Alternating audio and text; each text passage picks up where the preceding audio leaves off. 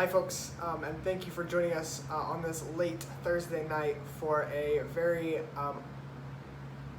late coming installment of the Keibon series for CMM Taekwondo's Keibons.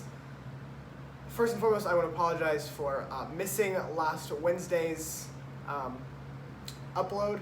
It's been a very busy time getting ready for me to go back to school.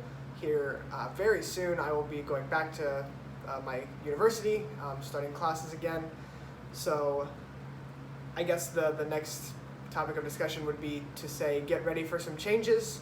Hopefully we will still be able to post weekly on Wednesdays, but please be prepared to be flexible as we are going to be transitioning.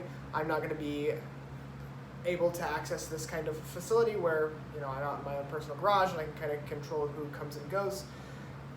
The recreation center at my university is very limited on who can and can't come and times and things like that.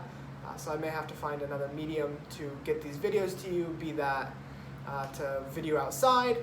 I may very well force either my roommate or girlfriend to video in some location, or just have my roommate stay quiet and see if I can transmit some sort of something that looks mildly presentable in my dorm room.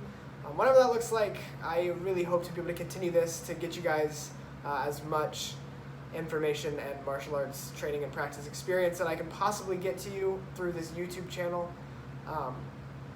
So long story short, please bear with us as we go through these changes. I really am hoping that I'm going to be able to enlist some help from some of the other instructors here at CMAM. I know we've got some fantastic folks that have a lot of good things to say, and I'm sure you're probably tired of hearing from just me.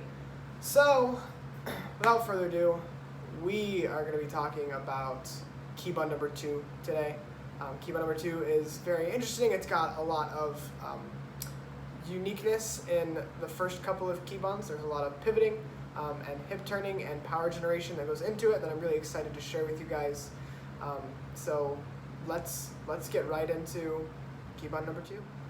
Okay, so let's get into Keibon number 2. First of all, I have taken the liberty of rolling up my pant leg so that you guys can see kind of the motion of my feet for this Keibon, because that's going to become incredibly important as you see as we get into the Keibon. So I apologize, this is not proper dress, though I suppose the polo isn't proper dress either, so not that I'm, this is a novelty of breaching a bit of dress code, but I just want you guys to be able to pay very close attention to my feet and the way that they move, trying to get them to a location where you will be able to see them pivot, because that's going to be very important. So for the beginning of Keibon number 2, we're going to start in the same position that we did for Star Block in Keibon 1. We'll be in a nice straddle stance with the knees bent and the hands on the hips. So to begin Keibon number 2, we're going to start with the left hand like normal. We're going to begin with an inside block. So we'll come left inside block. Remember that you want your inside block to be right about in line, maybe a little higher than the shoulder for the first inside block. Again, another inside block right hand this time. Come inside.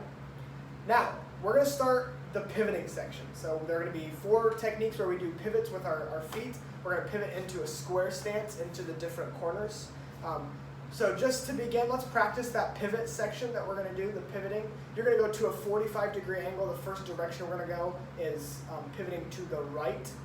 So we're going to pivot to the right, but we're going to strike with the left hand.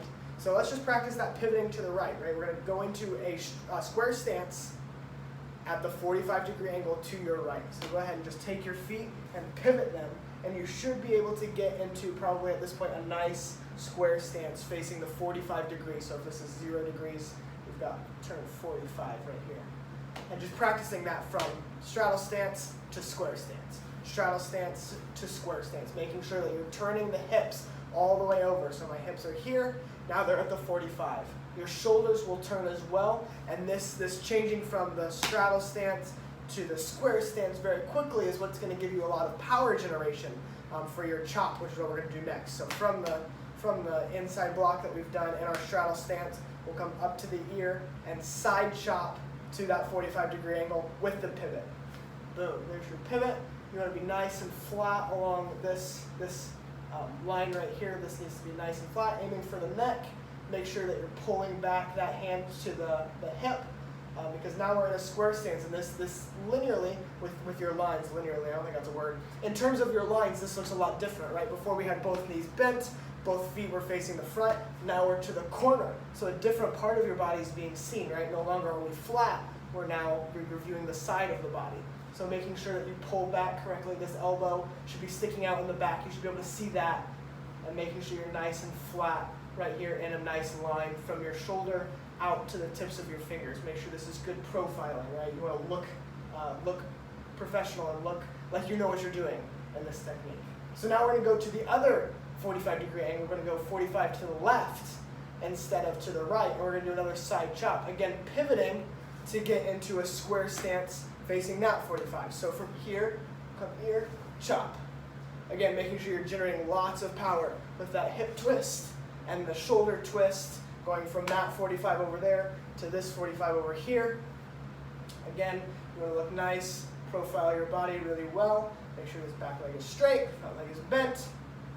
And you've got a good line from the shoulder to the fingertips.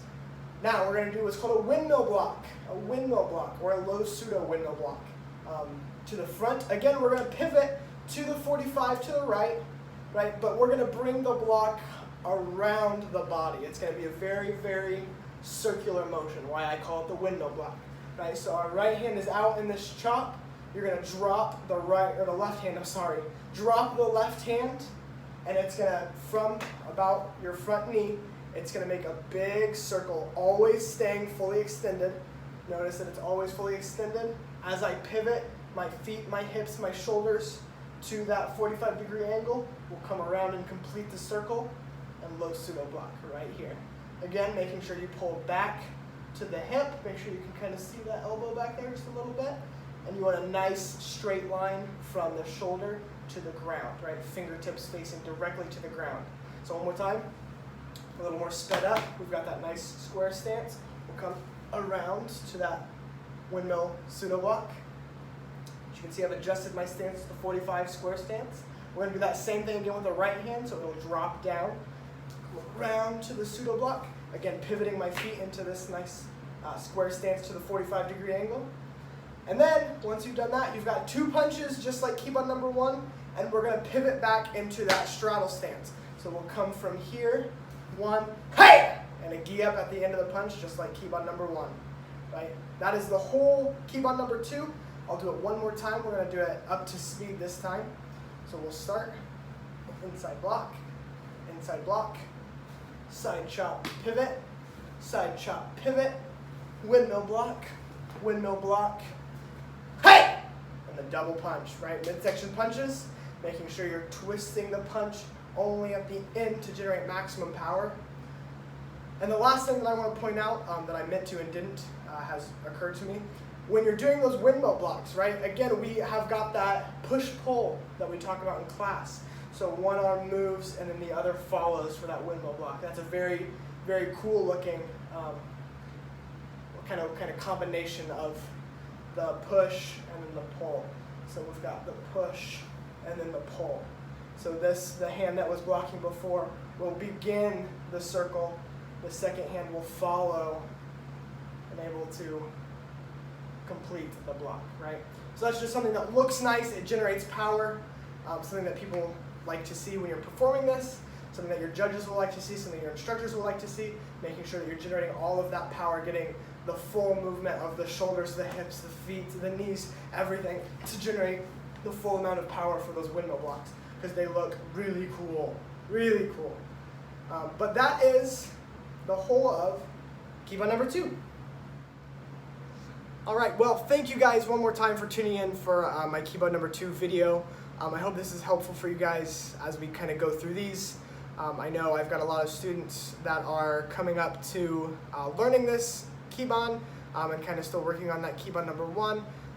Please continue to work on this, guys. I'm uploading these for you, not only just for you, but with you in mind, just kind of the things that I really hope that you are working on, things that you guys can take away from this. And then, of course, in mind of those who have been practicing it. You know, we go back, we practice these.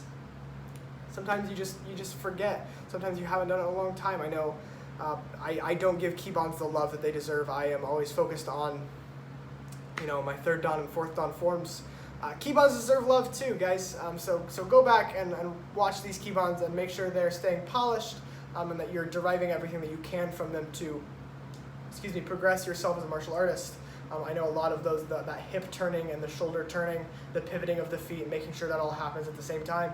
It's something that doesn't go away. It never goes away. The forms that I'm doing now as a third degree black belt, it's in there. It's in all of the extreme forms. It's in all of the weapons forms. It's in every form, every combination of techniques that you can possibly consider. That body movement is always there. So go back and look at, Keibon 2. Look at that body movement, that transition, the pivoting from left to right. It never goes away, and it's never any less important. That is something that will always be important for martial arts, self-defense, things like that. Last but not least, if you have not yet, please like this video, subscribe to our channel. We would love to be able to see that you guys are getting the most out of this, and we want to be able to continue to breathe into your martial arts careers. We want to be able to feed into what you guys do. We would love to be able to get our word out and spread. So if you enjoy what you see, please let your friends know, let your fellow martial artists know. The best way to spread is by word of mouth, in my opinion. So let your friends know. No martial artist is ever by themselves. If you know someone that could benefit from this or would just like to see some martial artists in their garage, let people know. We would love to get this out as far as we possibly can. I just want to say thank you again, guys, for your patience in this transition time. It's going to be crazy. Hopefully I'm going to be able to continue to bring this to you guys. I would really be upset if I couldn't, and I will work my very hardest to make sure that I am able to continue to come for you. But as I transition, I would ask, please keep me in your prayers as I go back to school. It's very uncertain. There's a lot of just doubt and anxiety in going back to school. I would appreciate your prayers as I will continue to pray for all of you, my fantastic, wonderful students and viewers, that your martial arts careers continue to flourish and bear fruit, and that your lives do the same as well. So I will be praying for all of you, and I ask that you would do the same for me. I appreciate all of you guys. If you need anything, please reach out to me, reach out to C-Man. We would love to help you. We would love to hear what you would like to see, what you need to see. And I hope that you guys have a fantastic rest of your week until I come back, hopefully on Wednesday. Thanks, guys.